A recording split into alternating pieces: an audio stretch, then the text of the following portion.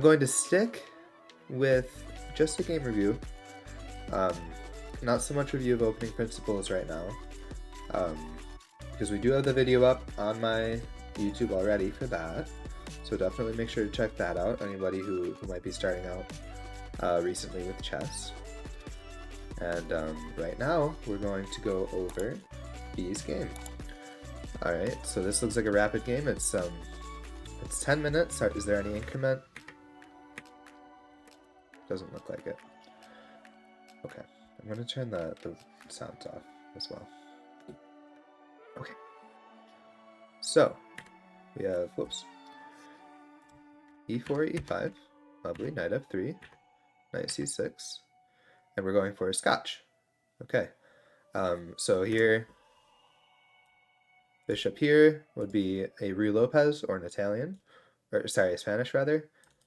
Bishop to c4 is the Italian, and d4 is the Scotch. Okay, so takes. Okay, so as black, we already have a suspicious move here. You don't want to take here as black. This is actually really nice for white, because now white takes back, and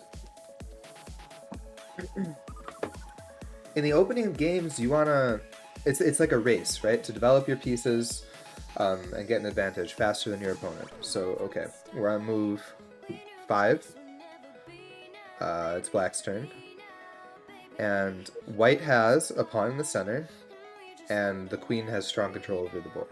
Now, it's usually not the best to bring the queen out in the opening of games, because your opponent can usually develop their pieces with tempo on the queen, and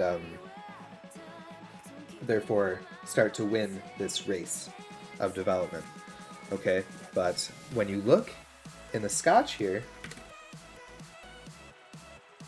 the queen, who's going to attack the queen, right? Usually, if the queen was on the square for white, the knight would come out and attack it. The knight can't do that. It's gone, right? This bishop can't attack because it just hangs. This pawn move is a little silly. It's not a very sound move. It might not be a move you just want to make at all, because when you move pawns in general, right? Pawns don't move backwards. So if you played c5, your opponent rather, they're leaving behind the squares that this pawn could cover. They're leaving behind all 4 of those squares and weakening them. So that's why that's not really a great move. And in this situation, d6 is the recommended engine move, and queen f6 is what I would recommend, just to try to catch up in the development and try to remove this very strong queen from the center of the board. So, okay. Not a fan of the way your opponent played.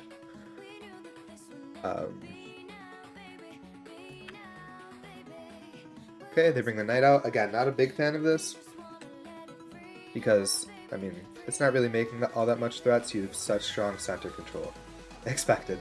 Yeah, and that's okay. You'll get there.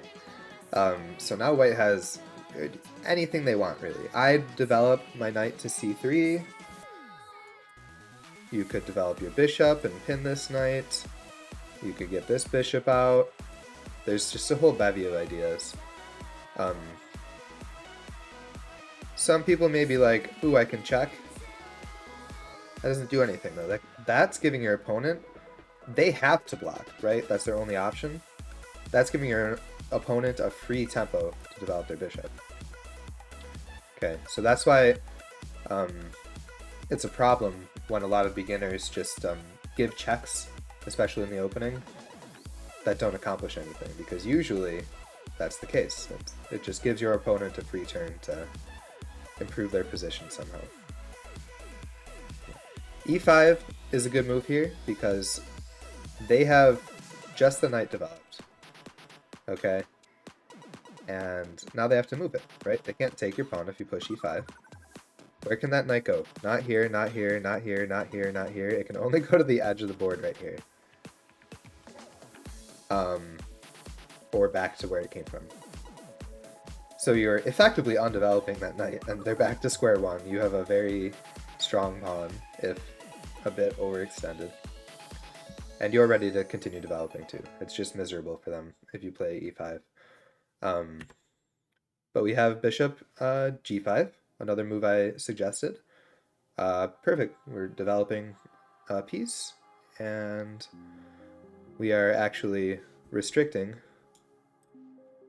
their only developed piece, right? We're pinning the knight. All right, d5. Again, right, we're seeing this concept of they're leaving these squares behind. Weakened. So now e5 is very, very much favored. And this is actually a pretty common theme, right? When you have a piece that's pinned, if you're able to attack that piece with a pawn, the piece is dead, right? Your opponent cannot avoid you taking that piece. Okay, so if you do play pawn up here, this would be an idea to try to stop it, right? Say, oh, well, if you take mine, I'm going to take yours. But the issue with that, then, is that e5, h6, you take with the bishop, with tempo on the queen, and then they have to take with their pawn, that ruins their pawn structure. And you could even take them as well, and just have a really strong pawn on f6. And the computer with e5 doesn't even recommend h6, they just say c5. Just do something else, please. E takes d is somewhat reasonable as well. All right, we got e5, very nice, very nice. I'm not peeking ahead, so I'm seeing the moves as I get them. All right, and they try to unpin their knight, and unfortunately, you're just gonna take. Wonderfully done. Okay. Hanging your bishop. Oh, not really, no. Okay, so I wonder if you saw this as well. They can't take this bishop because it's pinned. The pawn is pinned to their rook. You saw it. Good job. Okay, very nice. Very nice. And now, you know, you're poised to take on d5. You could castle. Obviously, developing your other bishop would be a good idea. This is looking very nice. Castles. All right, now the rook is not there to pin the pawn to, so hopefully you move your bishop. Very nice, even attacking the rook. Beautiful. And this bishop is just there. They can't get that bishop out. If you're able to, you know, get the queen here, you've got serious threats. And right now, this move comes with the tempo on the rook. They have to move it if they want to save it. And in the meantime, you can go with these ideas, right? Or maybe lifting your rook. So let's see how they progress. Okay. And you castle. Very nice. And now you can lift the rook, like I was saying. And even if you don't, right? You're just like way ahead in development. Look at you. You have this crazy strong bishop over here. Their king's in baby jail, right? They can't go to these squares, and you're covering these squares. Your queen's out and ready to make its way over to the king's side, and this bishop can come out, point at the king's side. I mean, it's brutal. Your pawns are ready. Okay, they just develop. So this bishop, it's important that it stays on this diagonal to control this square.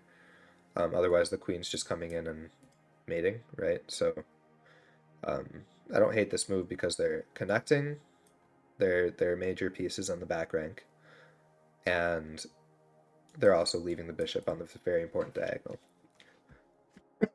They are defending this pawn with the bishop, but the thing about that is, if you take and they take it, you're going here, right? So this is like not actually defending the pawn. Just someday in the future, it might be a defense. As black here, I think I definitely would have played bishop back to f8. That's not in the recommended moves. But if you look at the lines here, +6 for you already. Yeah, your opponent's really muffed this up. Does it hate bishop f8? Not that much. Really, bishop takes.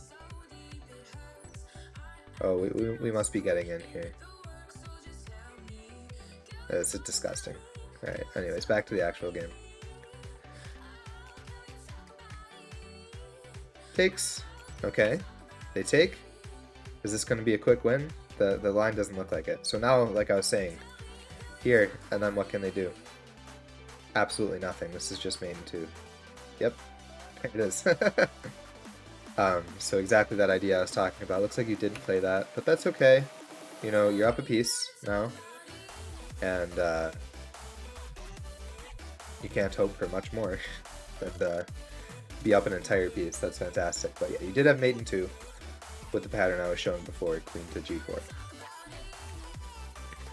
Up a piece, and now your opponent trades queens. That's really rough for your opponent. So when you're down material, you don't want to trade material. Because if you get into an endgame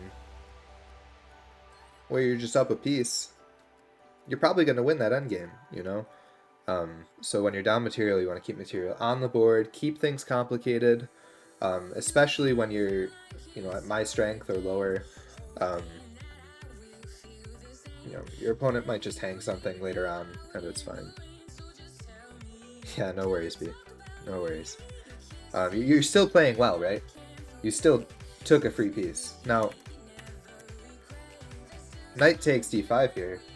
You might have just been thinking, okay, I win a pawn. Which is fine, you know. This, other than developing this bishop, taking a pawn is perfectly fine to do here. But yeah, the point even further of this is that you can play main 2 here. But alright, takes, takes, takes. They bring the other rook out, offering another trade. Alright, I hope you take it. No, but you develop your bishop, which is very nice, and defend the rook. That's a nice find. Now, if they go here, you just have to make sure you continue defending the rook. Or you could even take, right? Rooks are worth more than bishops, so they just trade. Yeah, this is a common theme in some lower rated games. People just like take if they can, and as I was saying, you don't want to trade like this when you're down material. By the way, if you can get your bishop here, your rook out here, you're mating. So it's happening. Sid! Hey, buddy. Okay. I don't hate that move from them, but I think they played it with the intention of trading again, which I keep saying is bad. Okay, restricting that bishop and winning a tempo on it. That's fine. I don't have an issue with that, but like I was saying, I really would like to get the rook out and cause some trouble. Bishop back. And that's just it's sad for your opponent, right? That's a pretty passive square for their bishop. Their king is still in baby gel, as I said earlier, so it's just very rough for them. Yeah, here I'm kind of like really wanting an attack, but again, you're restricting their bishop. Maybe you saw this and didn't like it, but you can just take. I don't know. There are not many pieces on the board too, so if you didn't have checkmating ideas here, you can start bringing your king out into the center too. It's almost safe for that, but alright, they play rook e5. This is hanging. King's still in jail. That rook moving doesn't help. And you can still get this rook in as well. I kind of doubt that you're mating at this point, but you're crushing. This is disgusting. So, alright, B, no worries. Yeah, I'll see you next time. I hope everything's alright. And don't worry about the VOD. You can watch this on my YouTube channel. This will be a video for sure. Yeah, and they're just they're really not doing much here. kind of sad. But they are... Alright, the king's out of Baby Jow. Finally getting our rook into the game. Okay. I don't see any really great moves for you here. Maybe... Ooh! I wonder if rook check is good. Yeah, that's one of the top lines. And then blocks, they say. Oh, this bishop's hanging, yeah. That's another common theme in beginner games, is the concept of continuity. This pawn, while it was on the square, was defending the bishop. And when you move the pawn, then it's no longer defending the bishop, and now that the bishop can be taken. Now obviously they're doing this with the threat of taking your bishop, but you want to trade your piece. So I'm fine with that personally, as white here. I have a feeling that they didn't see that this undefensive bishop though, when playing the move. Yeah, you could even do like a funny desperado here. But alright, looks like B also did not see that the bishop was hanging, so alright, they give up that one, they take this one. We're trading, we're alright, and we are +9. A check! Oh no! Yeah, just hide away. You're queening, so it doesn't matter. Push that pawn. Yes! Defend the pawn with the bishop. That also works. That's a very common tactic, and I'm proud of B for seeing that. Because now the rook is defending the mating square, and we're just taking the opponent's rook off the board. Beautiful. Beautifully done. Okay, and now to convert, we just want to take these pawns off the board, and then checkmate with the king and rook. You don't even have to make like another queen. You can, but it doesn't matter. Just don't stalemate. That's the biggest thing here. And resigns, looks like. Alright. Yeah, very nice game by B here. The only moments were obviously when they had mate in 2 early in the game.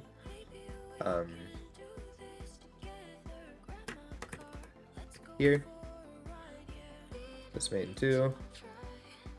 And some small tactical